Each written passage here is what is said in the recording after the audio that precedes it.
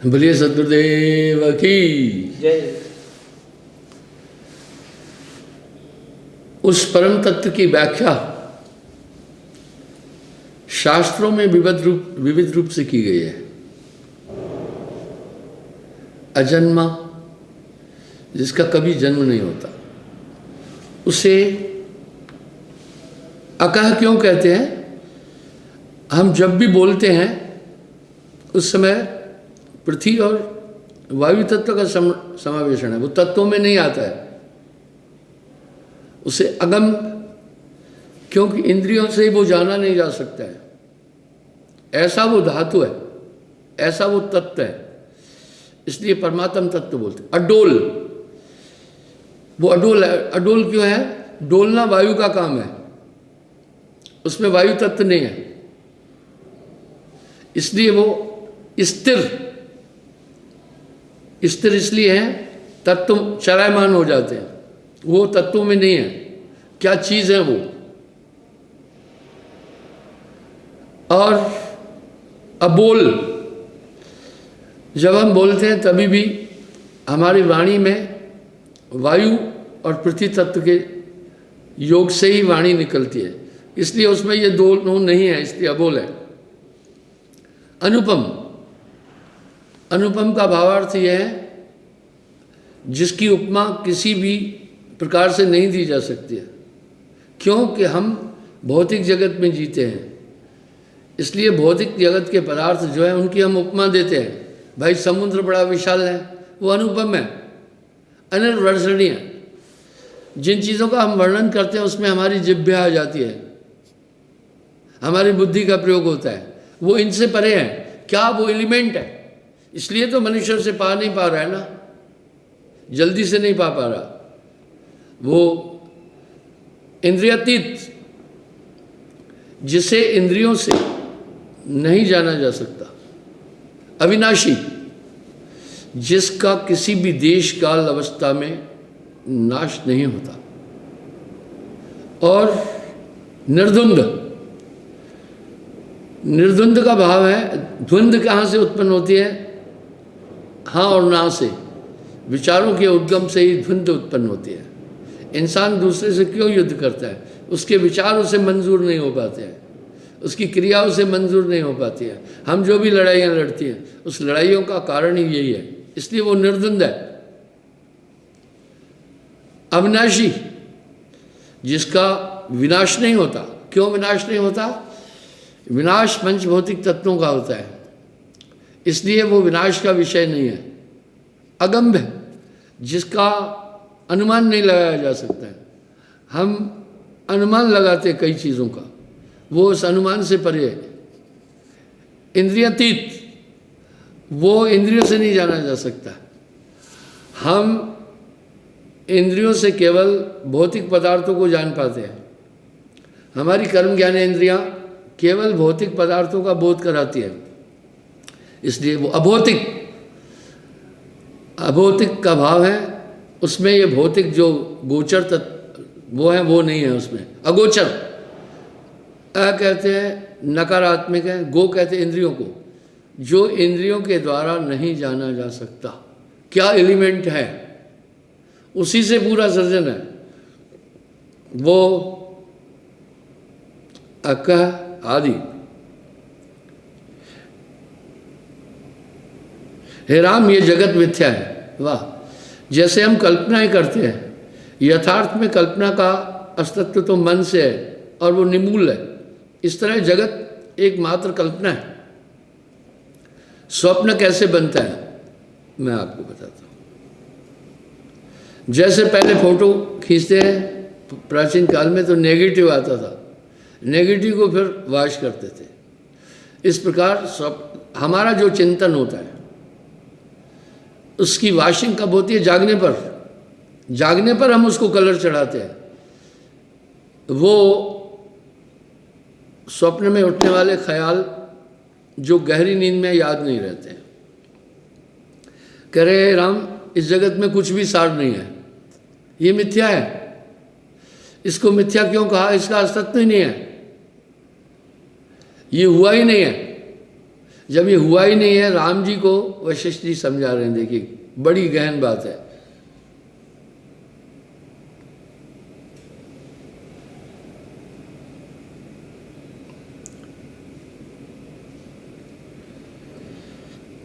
ये निरामय ब्रह्म है, यही अनादि ब्रह्म ही जीव रूप में उत्पन्न हुआ है।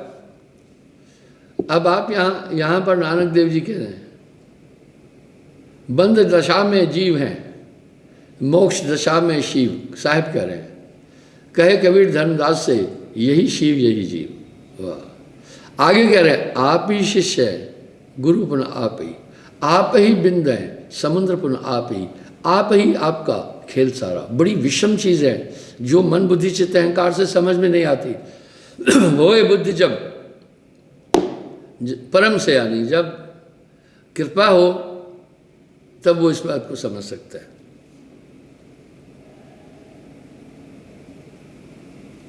जैसे समुद्र में जल की हिलोरें उसकी दृढ़ता के कारण उठती हैं, वैसे ही उस अनादि ब्रह्म से जीव की उत्पत्ति है। वस्तुतः जल, समुद्र और लहर में भिन्नता नहीं है, पर वायु के वेग के कारण से भिन्नता दिख रही है। आत्मा और परमात्मा में भिन्नता नहीं है, लेकिन माया के और मन के कारण से यह भिन्नता हुआ।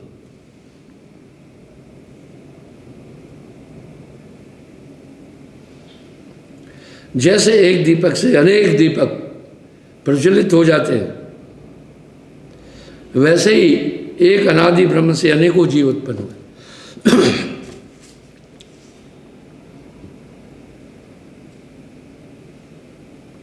जैसे शिल्पकार अपने मन में पाषाण स्तंभ में रचे जाने वाली अनेक पुतलियों की कल्पना करता है, जैसे कुम्हार, उंगलियां यही है,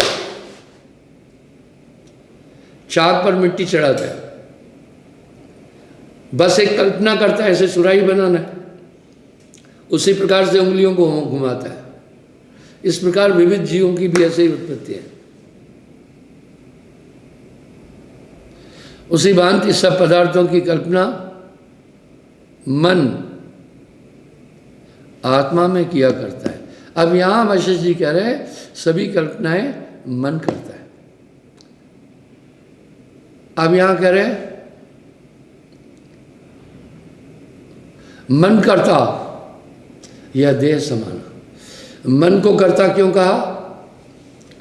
आत्मा अडोल है, अबोल है, अविनाशी है, किसी भी देश काल में जिसका नाश नहीं होता।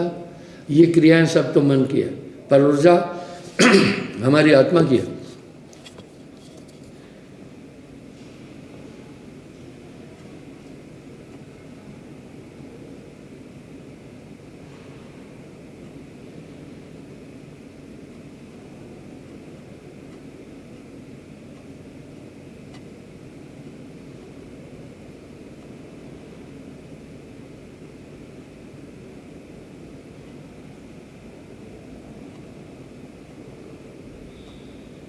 पाषाण स्तंभ ज्यों का त्यों रहता है, अनेकों पुतलियों के कल्पे जाने पर भी उसकी स्थिति में अंतर नहीं आता, वो तो भी पत्थर ही है। इसी प्रकार आत्मा में, आत्मा ज्यों की त्यों रहती है।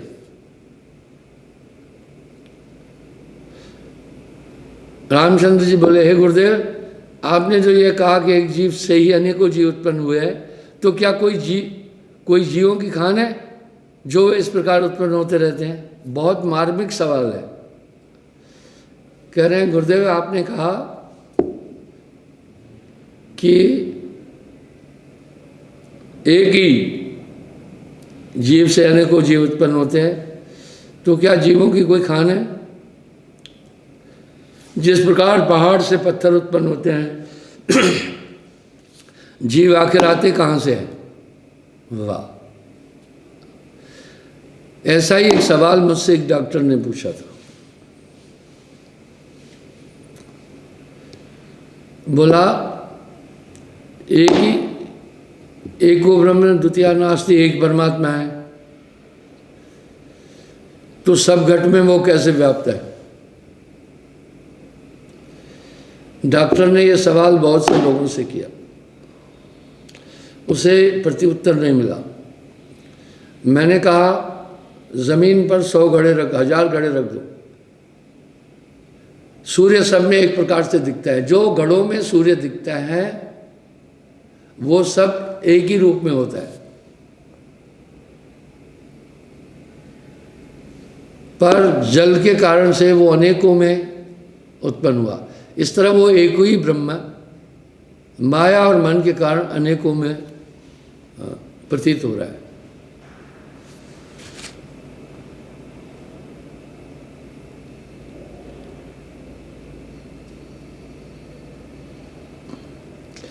वशिष्ठ जी बोले, हे राम,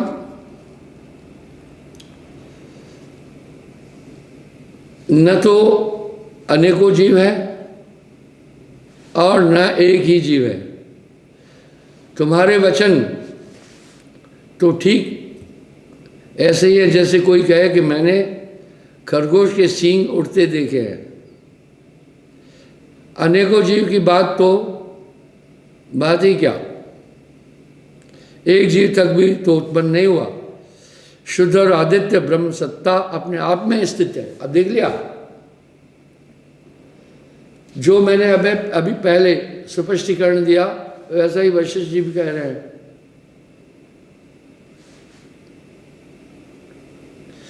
वो अपने आप में इसलिए निर्द्वंद है, अपने आप में स्थित है, उसमें भेद की संभावना नहीं है। हे राम, केवल संकल्प से ही जगत प्रतीत होता है, कोई पदार्थ उत्पन्न ही नहीं हुआ है।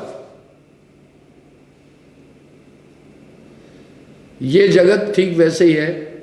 नानक देव जी ने बड़ा सुंदर निरूपण किया है। जो सपना पेखना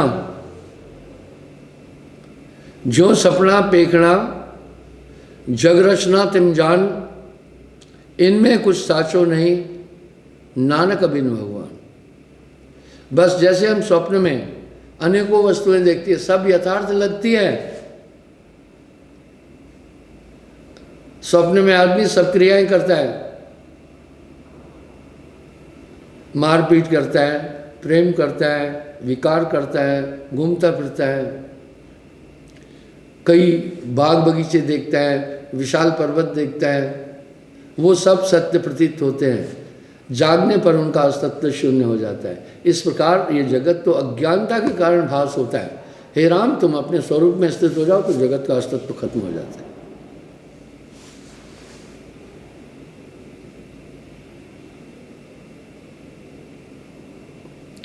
आत्मसत्ता ही जगत में भासती है, उसमें एक या अनेक जीवों की कल्पना करना ही अज्ञानता का सूचक है। आदि विराट आत्मा आकाश रूप, उसी से संसार की उत्पत्ति होती है। हे राम, तुम उसको ध्यानपूर्वक समझो। देखो ये संसार विराट रूप है, विराट ही जीव का रूप है। अब यहां साहब क्या कह रहे, अवधु अंधधुंध अंधियारा, इस घट भीतर 9 लाख तारे, पूरा विराट इसके अंदर है। यही वशिष्ठ जी भी कह रहे हैं। या घट भीतर बाग बगीचे, याही में सींचन हारा। या घट भीतर वन और बस्ती, याही में झाड़ पहाड़ा। या घट भीतर 7 समुंदर, याही में नदियां नारा। या घट भीतर देवी देवा, याही में तीरथ सारा। या घट भीतर ब्रह्मा विष्णु, शिव सनकादि अपारा। या घट भीतर 3 लोक हैं। देखिए यही बात तो वशिष्ठ जी भी तो कह रहे हैं।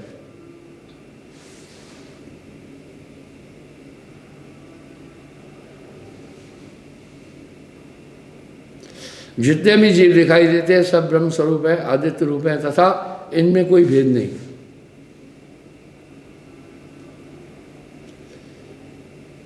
इनमें कोई भेद नहीं। ये भेदभाव तो हमारी बुद्धि है।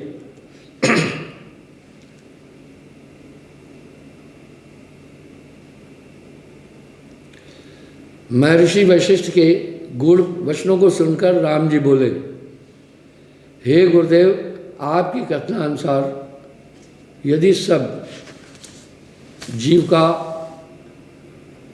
अस्तित्व ही नहीं है, तो फिर इन जीवों की रचना करने वाला कौन है? आप प्रश्नों को तो देखें ना। बात क्या है? वशिष्ठ मुनि जैसे गुरु, राम जी जैसे शिष्य, वो जो संवाद हो रहा है तो कितना गहन होगा। उनका पालन पोषण कौन करता है? जब ये उत्पन्न ही नहीं हुए हैं तो इनमें बुद्धिमान और मूर्ख किस प्रकार होते हैं?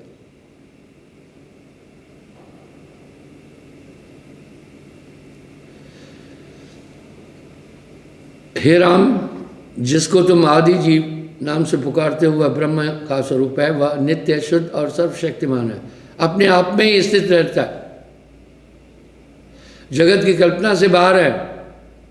यह जगत उसी ब्रह्म के अंदर भासता है तथा अज्ञानवश उसमें भिन्न प्रतीत होता है। अब यहां साहब क्या करें? आप तुलना कीजिए, पिंड और ब्रह्मांड स्वप्न, पंच में प्रपंच स्वप्न, जीव ब्रह्म भास बोध स्वप्न, सूर्य चंद्र भास स्वप्न, स्वप्न का सब रूप है। गुरु शिष्य बोध स्वप्न, वाचा अवाचा स्वप्न, सेम शब्द आ रहे हैं, देखिएगा।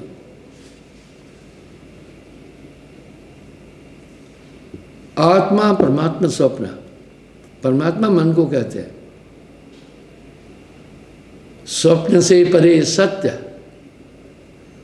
नहीं आवे नहीं जाए, सोई सत्य, सतलोक बीच वासा करे, नहीं आवे जाए नहीं आवे नहीं जाए, वही सत्य रूप सत्य भूप है। यही वशिष्ठ जी बोल रहे हैं राम जी से।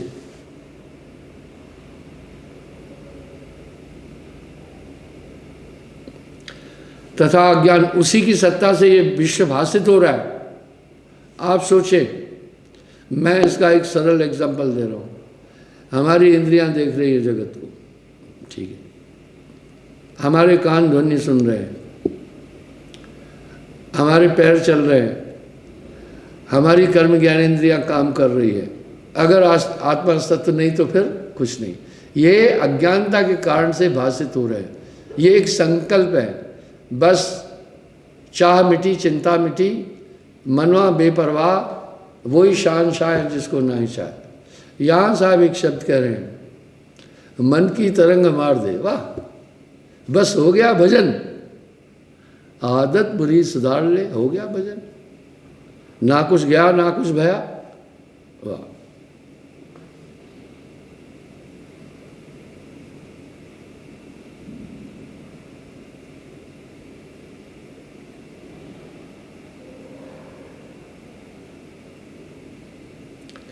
इस तरह ये मन का संकल्प है।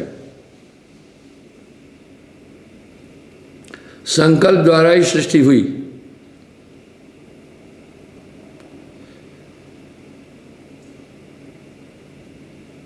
हे रघुनंदन, वह आदि देव जो अविनाशी है, परम पुरुष, सदा अकेले ही रूप में स्थित है, अपने ही रूप में स्थित है, उसको माया व्याप्त नहीं होती है। नीति शक्ति सर्वप्रधान है, उसको न मानने वाला जीव इस पृथ्वी पर कोई नहीं है। उसको तो समस्त जीव सृष्टि के अंत तक मानते हैं। यही बात मैंने एक दिन कही, महानास्तिक भी ईश्वर के अस्तित्व को मानता है। क्यों? वो जब देखता है रचना को ये कैसे बनी, तो वो जानता है ये मनुष्य का काम नहीं हो सकता है। इसलिए महानास्तिक भी अंदर से ईश्वर के अस्तित्व को स्वीकार करता है।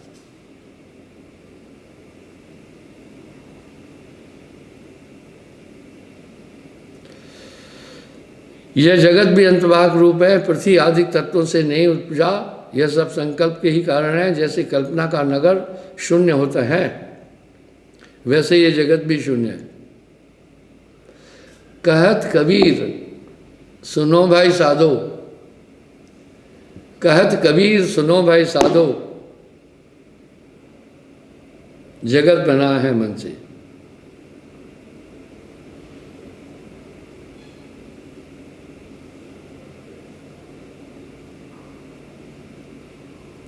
आत्मा की व्याख्या में आता है नित्य है, सर्वगत है, स्था पर चलो अभ्यम सनातन है।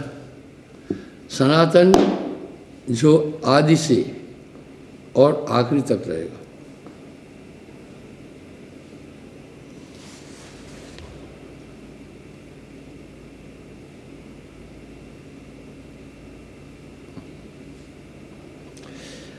हे रघुनंदन, आत्मबोध के बाद जब आत्मबोध हो जाएगा तब यह दृश्य ब्रह्म भी दूर हो जाएगा। हाँ, आत्मा को जानने के बाद पूरा ब्रह्म खत्म हो जाएगा। वो निर्विकल्प है, निराकार नहीं, निर्विकल्प, जिसमें एक संकल्प विकल्प नहीं है, निर्लेप है, जो किसी चीज में लिपायमान नहीं होती है, जिस पर किसी चीज का प्रभाव नहीं पड़ता है।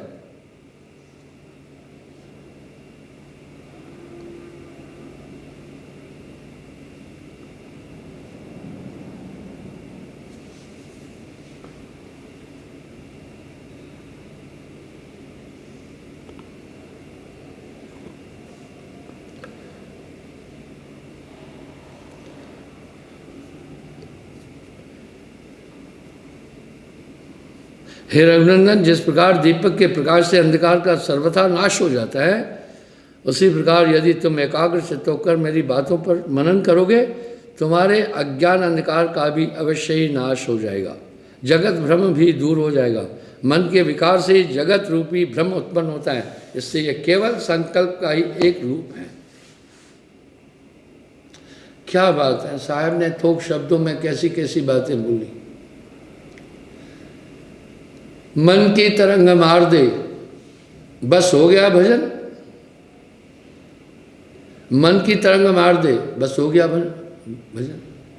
मन का पसारा रोक ले, इंद्री पसारा रोक ले, सब सुख तेरे पास।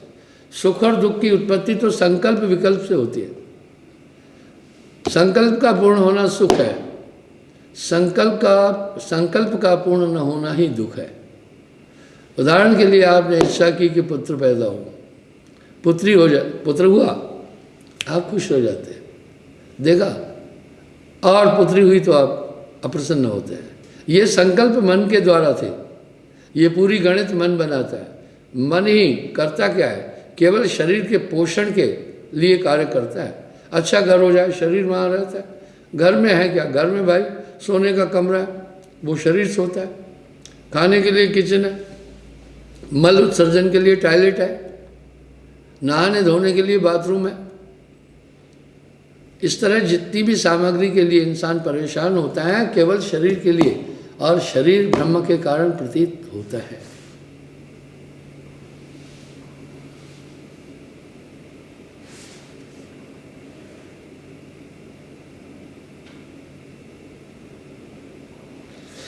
इसका अधिष्ठा मन है। समस्त नाम रूपी खट विकार भी मन की सत्ता से उत्पन्न होते हैं। इस जगत की भी को भी मन में समझना।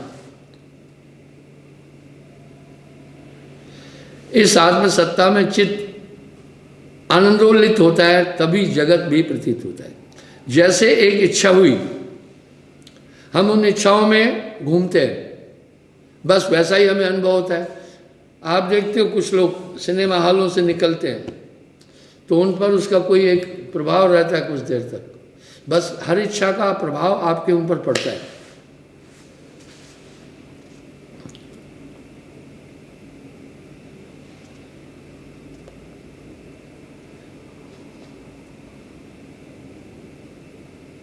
जब तक मन लीन नहीं हो जाता तब तक जगत की स्थिति है। इसलिए मन को वश में करने का मतलब है संकल्प विकल्प चित्त आदि इनको वश में करना।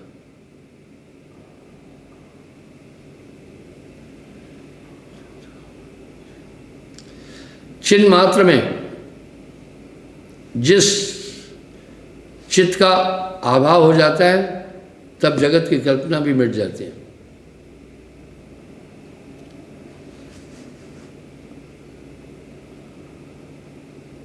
जब जगत ही नहीं रहा तो फिर भेद कल्पना भी कहाँ रही। अतः हे राम, न तो कोई कार्य ही है, न कारण ही है, और न जगत ही है। ये सब ब्रह्मजाल है, कोरी कल्पना है। वह जगत है रैन का सपना। अगर आप पूरा मंथन करेंगे तो साहिब की पूरी थ्योरी इसमें आपको मिलेगी। पहले ही मैं कहा, त्रेता में वशिष्ठ जी को साहिब ने नाम लिया, तब उनका नाम मुनि इंद्र था।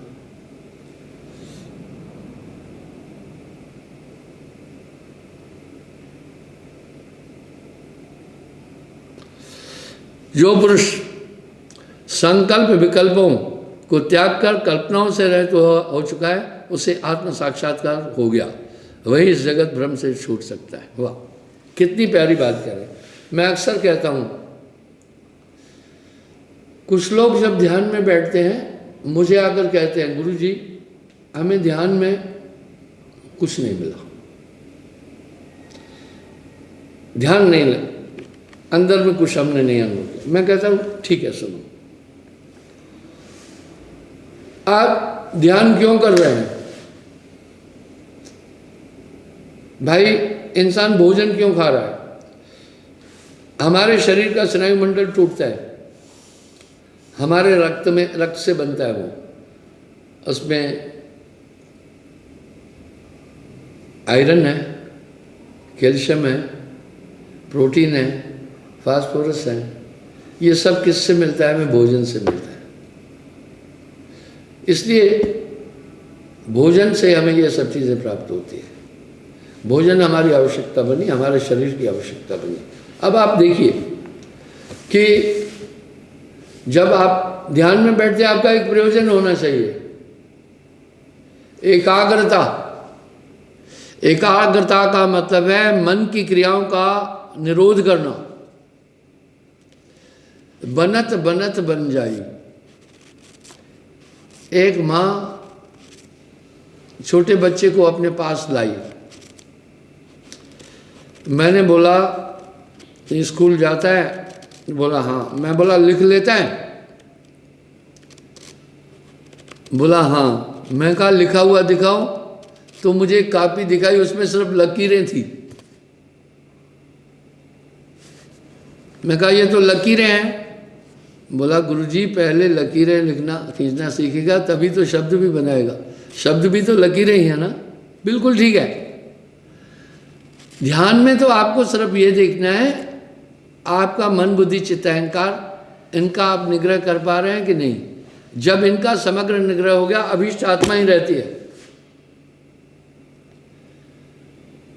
मन बुद्धि चित्त अहंकार का समग्र निग्रह होने पर जो अभीष्ट रहा वो आत्मा है। मैंने एक प्रसंग सुनाया था, आज वैसा ही प्रसंग फिर उठा है, इसलिए पुनः ये प्रमाण दे रहा हूं। मेरे पास एक आदमी चंडीगढ़ में, मैं हर महीने राजस्थान भवन में सत्संग करता था, हर महीने। मुझे एक आदमी ने कहा महाराज मुझे आत्मा का ज्ञान दो, मुझे मेरी आत्मा दिखाओ।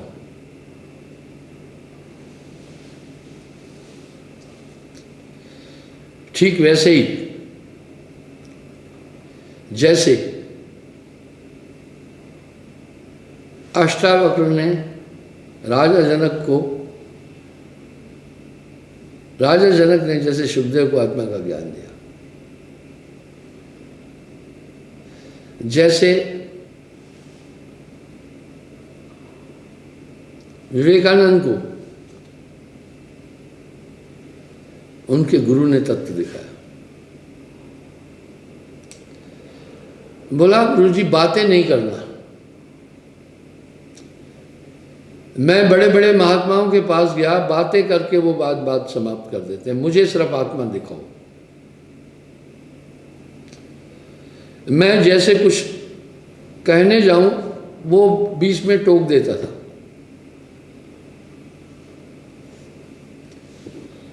मैंने उसे कहा, मैंने कहा थोड़ा सा मुझे बोलने दो। आप एक ही बात पर अड़े हैं, मुझे आत्मा दिखाओ। आपने काफ़ी कुछ बोला, 20 गुरु कर चुका हूँ, 20 गुरु कर चुका हूँ। हो सकता है वो आदमी भी मेरी बात सुन रहा हो।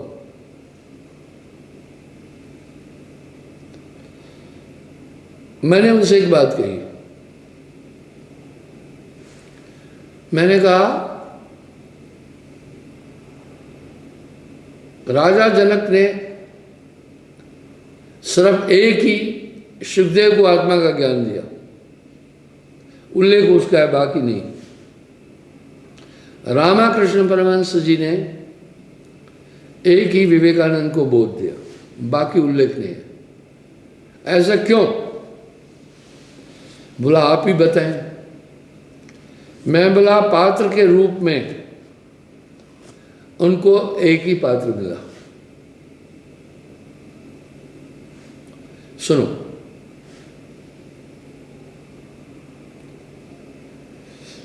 तुम जब पात्र आए तो मैं उसको आत्मा का ज्ञान देता हूं।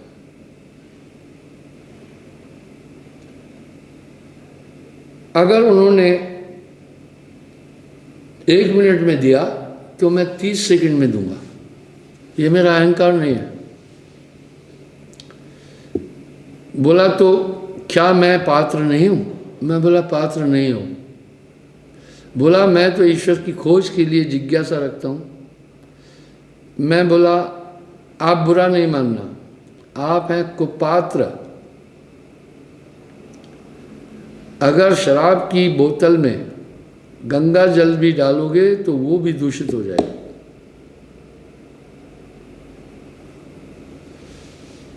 जब प्लास्टिक की बोतलें नहीं होती थी तो लोग बोतलों में पानी पीते थे, मैं उसमें नहीं पीता था। वजह एक थी, लोग बोतल को तो साफ करते थे, उसके कार्क को साफ नहीं करते थे। अंदर से कार्क में एक रबड़ होता है, कार्क होता है, वो शराब से सना हुआ रहता है। इस कारण से पूरे पानी में शराब का अंश आ जाता है, तो पानी दूषित हो जाता है। यानी शराब की बोतल में गंगा जल भी डालो दूषित हो जाएगा।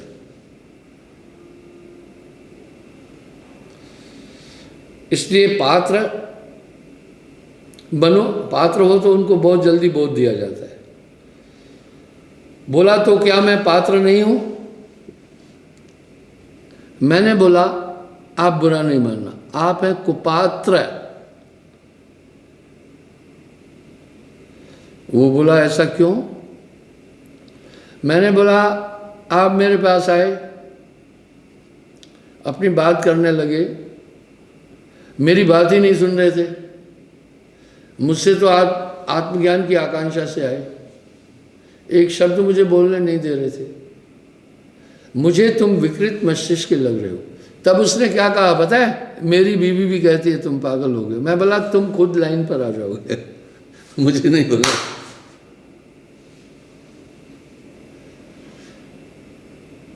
मैंने कहा तुम्हें फिर भी मैं वो थ्योरी बताता हूं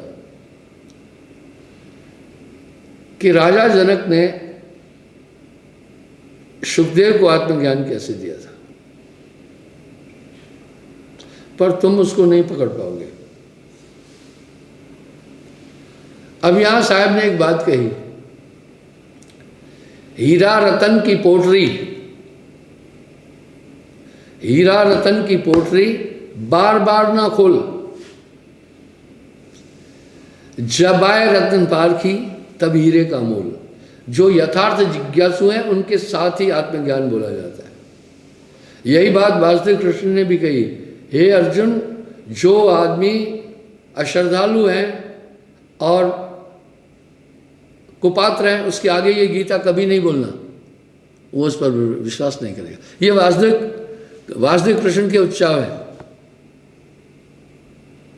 अब यहां साहब इसी तथ्य को कैसे बोल रहे हैं? हीरा रतन की पोटरी बार बार ना खोल, जब आए रतन पारखी तब हीरे का मोल। आप कुपात्र हैं, लेकिन मैं आपको फिर भी बताऊंगा कि उन्होंने आत्मज्ञान कैसे दिया था। गुरु एक ताकत देता है, उस ताकत से फिर आपको आत्मा तक पहुंचना आसान हो जाता है। कैसी ताकत? जहाज में जब यात्रा करते हैं तो उसमें एक सूचना होती है, लाइफ जैकेट आपके सीट के नीचे है।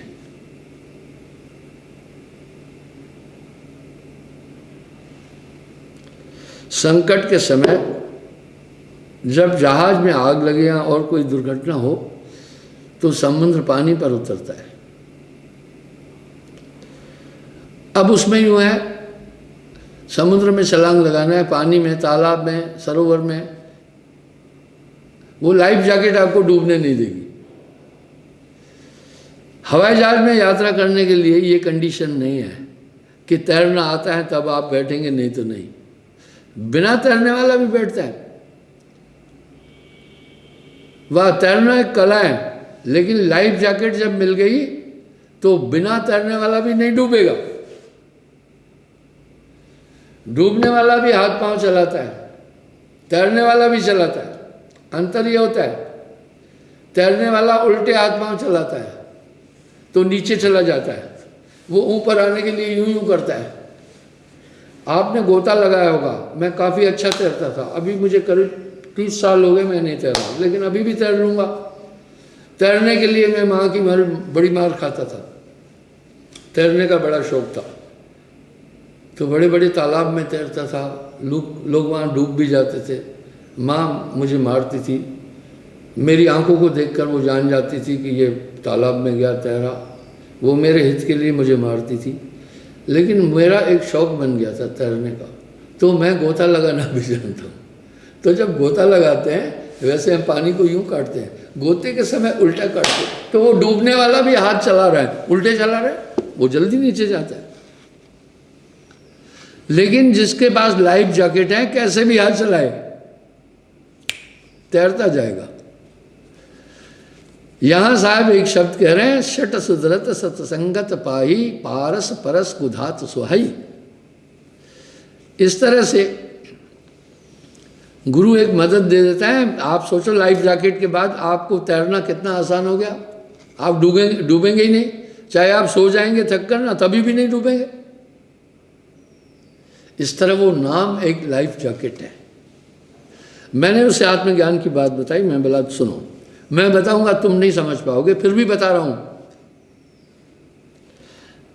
जब शुकदेव राजा जनक के पास आत्मज्ञान के लिए पहुंचे, उन्होंने कहा मुझे आत्मज्ञान दो। बोला ठीक है। सुखदेव गर्भ योगेश्वर था, समझदार था। बोला हे सुखदेव, हाँ राजा जनक को। बोला हे जनक, अष्टावक्र जी ने बोलते, बोला हे जनक, अगर आत्मज्ञान चाहते हो तो मुझे तन मन धन दे दो। अब तन मन धन क्यों दिया, मांगा? ये तीनों ही तो ब्रह्मांड है, इसी में ही तो बंधे हैं।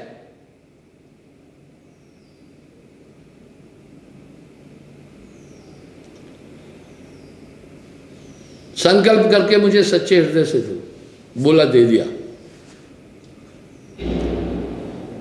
बोला हे जनक, ये तन तुम्हारा मेरा है, अब तुम नहीं सोचना कि मेरा शरीर है, मुझे दे चुके हो, ठीक है। धन, ये राजपाट महल आदि सब मेरे हैं, तुम मत सोचना ये मेरे हैं, ये मेरे हो जाए। खबरदार इस मन से कुछ भी सोचा, क्योंकि तुम मुझे मन दे चुके हो। न संकल्प करना, न कुछ याद करना, न कोई कल्पना करना, न कोई क्रिया करना। आंख बंद कर, अब देख क्या बचा। जनक ने कहा आत्मा, आत्मा का ज्ञान हो गया। वाह, क्यों? इन सब के बाद जो बचता है वो आत्म तत्व है।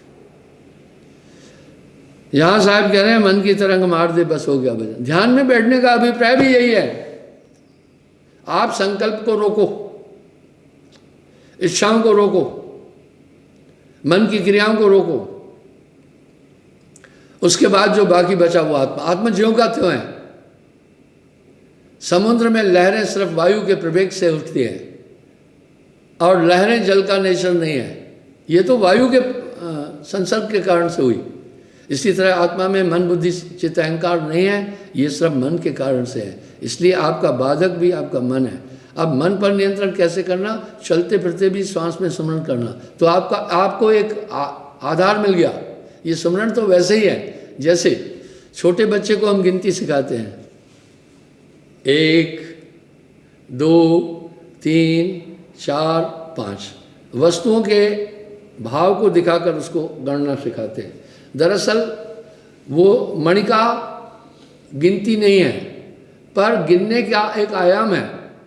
इस तरह सुमरण एक आत्मा तक जाने का आयाम है। यहां साहब क्या कह रहे हैं? जब वो अपने रूप में स्थित हो जाता है तब की बात साहब क्या कह रहे हैं? नाम न लिया तो क्या हुआ, जो अंतर है हेत, पतिव्रता पति को भजे कभो नाम नहीं लेते। जब मैं ये व्याख्या करता हूं, मुझे क्रिटिसाइज करने वाले क्या बोलते हैं? ये मधु परमहंस कहता है नाम नहीं जपना। देखा, विरोध करने वाला आदमी काट छांट करके कैसी बात बोलता है। अगर नाम नहीं स्मरण करना तो मैं दीक्षा क्यों दे रहा हूं? पर जब वो एक अजपा स्थिति में पहुंच जाता है, उससे ऊपर पहुंच जाता है, आत्मनिष्ठ हो जाता है, वहां फिर वो सब बातें खत्म हो जाती है। अब यहां साहब एक एग्जाम्पल दे रहे हैं, नाम न जपा तो क्या हुआ, जो अंतर है हेत, पतिव्रता पति को भजे कभू नाम नहीं लेत। वाह, इस तरह से ये सुमरण भूलना नहीं। अच्छा, समय हो रहा है, मैं कल पुनः हाजिर हो जाऊंगा। ध्यान देना, कल मेरा प्रोग्राम 10 फरवरी है। गुरदासपुर भी मैं जाऊंगा। इस बार मैं अमृतसर नहीं जाऊंगा, अगले प्रोग्राम में अमृतसर भी जाऊंगा। लंबा सफ़र हो जाता है, आना जाना करीब 400 किलोमीटर पड़ जाता है। उसके बाद मेरा प्रोग्राम पठानकोट में भी है, आश्रम में जो,